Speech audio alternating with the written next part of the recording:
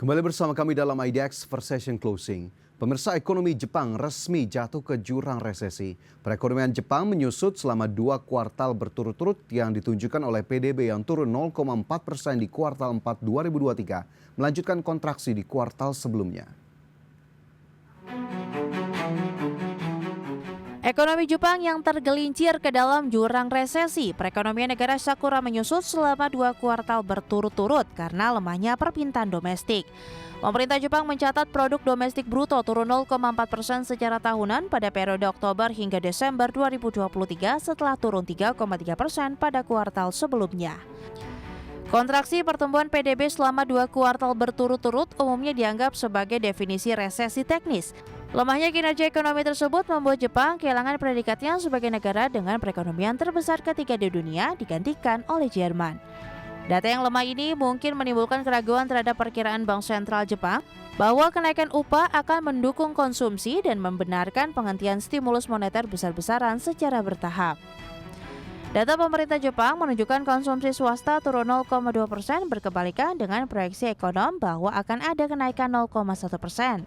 Adapun konsumsi swasta sendiri mencakup lebih dari separuh aktivitas ekonomi. Kemudian belanja modal, mesin pertumbuhan utama sektor swasta lainnya turun 0,1% dibandingkan perkiraan kenaikan 0,3%.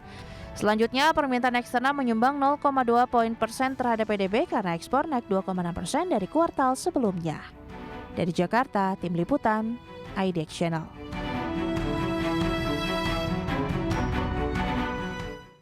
Ya, pemirsa, kabar mengejutkan di awal 2024 datang dari 2 negara ekonomi terbesar dunia, yakni Jepang dan Inggris.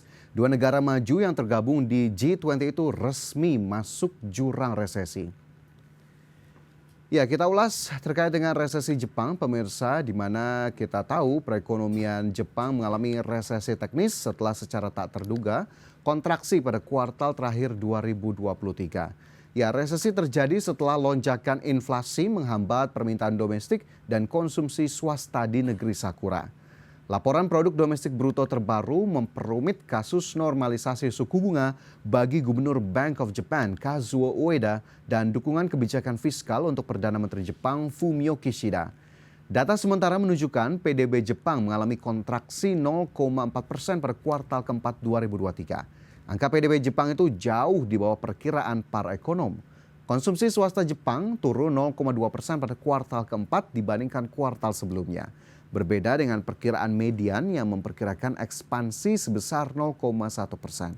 Sementara itu dari sisi inflasi inti Jepang telah melampaui target Bank of Japan sebesar 2% selama 15 bulan berturut-turut. Angka PDB yang lebih lemah dari perkiraan akan mempertahankan preferensi Bank Sentral Jepang terhadap inflasi di Jepang yang didorong oleh permintaan domestik yang lebih berkelanjutan dan stabil.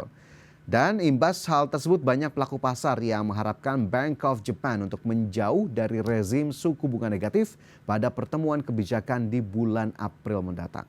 Namun angka pertumbuhan ekonomi yang lebih lemah dari perkiraan menunjukkan tingginya inflasi merugikan konsumsi domestik meskipun ada prospek upah yang lebih tinggi dan mungkin memperkuat alasan untuk kebijakan moneter yang lebih longgar dalam jangka waktu yang lebih lama. Itu tadi sejumlah catatan dari resesi yang terjadi di Jepang, pemirsa. Dari Jepang kita bergeser ke Inggris yang juga jatuh ke jurang resesi. Seperti apa sebetulnya gambaran dari resesi Inggris? Berikut kami telah rangkum informasinya.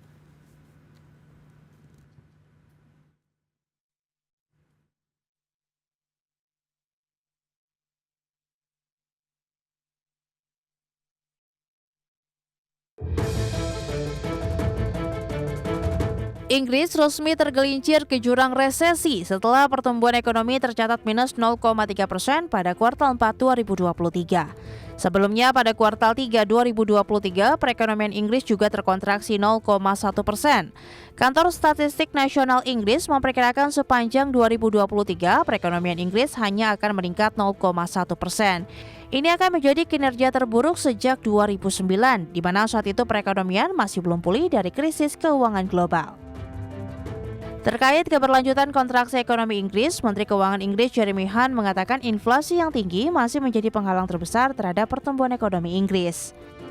Long-term healthy growth with high inflation, but also for families when When there's a cost of living crisis, when the cost of their weekly shop is going up, their energy bills are much higher, it's the right thing to do. The underlying picture here is an economy that is more resilient than most people predicted. Inflation is coming down, real wages have been going up now for 6 months.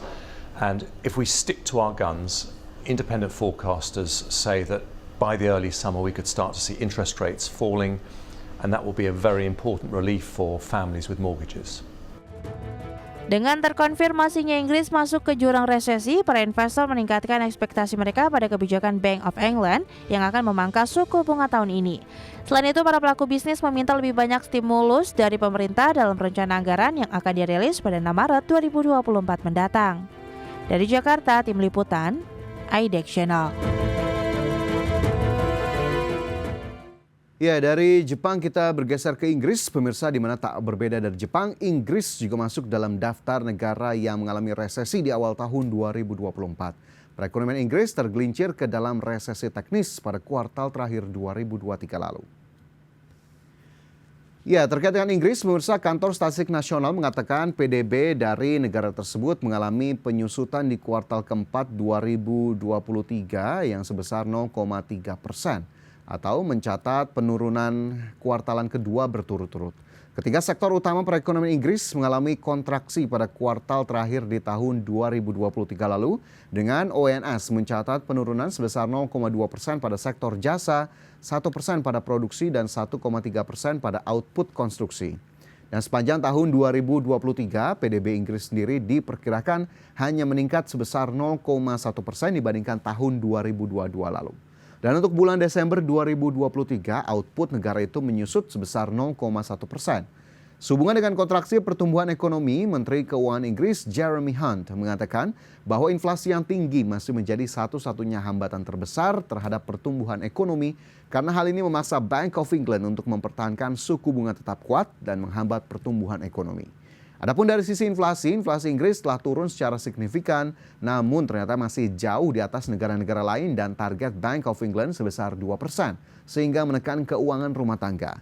Dan selanjutnya pemirsa, seiring dua negara anggota G20 yakni Jepang dan Inggris yang tergelincir ke jurang resesi, bagaimanakah antisipasi yang harus dilakukan Indonesia terkait dampak resesi dua negara tersebut? Berikut kami telah rangkum informasinya untuk Anda. Kementerian Koordinator Bidang Perekonomian menyoroti perekonomian Inggris dan Jepang yang masuk ke jurang resesi pada kuartal terakhir 2023. Sebagaimana diketahui, produk domestik bruto Jepang mengalami kontraksi 0,4% dan produk domestik bruto Inggris menyusut 0,3% di penghujung tahun 2023 lalu. Sekretaris Kementerian Koordinator Bidang Perekonomian Susiwiono Mugiarso mengatakan perlambatan ekonomi yang terjadi di negara-negara maju seperti Jepang dan Inggris utamanya diakibatkan oleh masih tingginya tingkat inflasi dan melemahnya permintaan domestik sehingga berakibat pada terkontraksinya pertumbuhan ekonomi negara tersebut. Meski resesi di Inggris dan Jepang disebut sebagai resesi teknis karena terkontraksinya pertumbuhan ekonomi, namun pemerintah menyebut dampak dari perlambatan pertumbuhan ekonomi negara-negara tersebut juga perlu diberikan perhatian khusus, terutama Jepang. Sebab Indonesia saat ini memiliki hubungan kerjasama yang baik dengan Jepang seperti investasi dan ekspor-impor, di mana saat ini Jepang merupakan salah satu tujuan utama ekspor Indonesia dengan komoditas utama batu bara, komponen elektronik, nikel, dan otomotif. Pemerintah menyebut saat ini perekonomian Indonesia masih cukup solid dan resilient, didukung data ekonomi makro yang terus membaik. Pertumbuhan ekonomi ditopang oleh permintaan domestik yang masih tumbuh dan inflasi yang terkendali. Dari Jakarta, Tim Liputan, IDEX Channel. Menteri Koordinator Bidang Perekonomian Erlangga Hartarto merespons soal resesi ekonomi yang dialami Jepang dan Inggris. Ia menyatakan hal itu dinilai sesuai dengan proyeksi lembaga internasional yang turut diantisipasi oleh pemerintah. Ya, Indonesia tentunya harus mengantisipasi berbagai dampak dari resesi kedua negara dengan ekonomi terbesar di dunia tersebut. Dan Menteri Koordinator Bidang Perekonomian Erlangga Hartarto memastikan salah satu hal yang utama yang diantisipasi pemerintah yakni komoditas ekspor, dan pemerintah meyakini ke depannya Indonesia harus membuka pasar baru. Menko Perekonomian menyebut langkah konkret yang dilakukan pemerintah untuk membuka pasar baru yakni melalui keanggotaan di Multilateral Agency termasuk Organisasi Kerjasama dan Pembangunan Ekonomi atau OECD. Di mana hal itu dipercaya mampu memberikan Indonesia kesempatan untuk memperluas ekonomi dan pasar baru terutama bagi komoditas ekspor Indonesia. Sementara itu di sisi lain pemirsa, ekonom sekaligus Wakil Direktur Indef Eko Listianto menjelaskan masuknya Jepang dan Inggris ke jurang resesi memiliki dampak tidak langsung kepada Indonesia karena kedua negara termasuk dalam kelompok G20. Dari segi perdagangan maksud kami resesi Inggris dan Jepang dinilai tidak akan berdampak banyak pada Indonesia dikarenakan kedua negara itu bukan mitra dagang terbesar dari Indonesia. Sementara itu dari sisi berbeda yakni dari pasar modal pemirsa, resesi ini tentunya juga menjadi hal yang diperhatikan. Namun analis mengatakan resesi yang dialami Jepang dan Inggris diprediksi juga tak banyak berimbas untuk pasar modal dalam negeri. Di mana menurut analis pasar modal Indonesia saat ini masih tersengat euforia pemilihan umum. Ya pemirsa, apapun yang terjadi di kancah global, terutama dari negara-negara dengan ekonomi terbesar di dunia, contohnya seperti Inggris dan Jepang yang mengalami resesi secara teknis dengan terkontraksinya pertumbuhan ekonomi di kuartal keempat dan juga kuartal ketiga di tahun 2023 tentunya memang harus diantisipasi oleh sejumlah pihak. Semoga tidak ada spillover atau dampak-dampak yang akan ditimbulkan kepada Indonesia dan sepertinya memang harus dilakukan antisipasi lebih jauh dan tentunya ekonomi Indonesia juga harus terus diperkuat agar kemudian juga Indonesia bisa terhindar dari resiko resesi yang sudah dialami oleh sejumlah negara.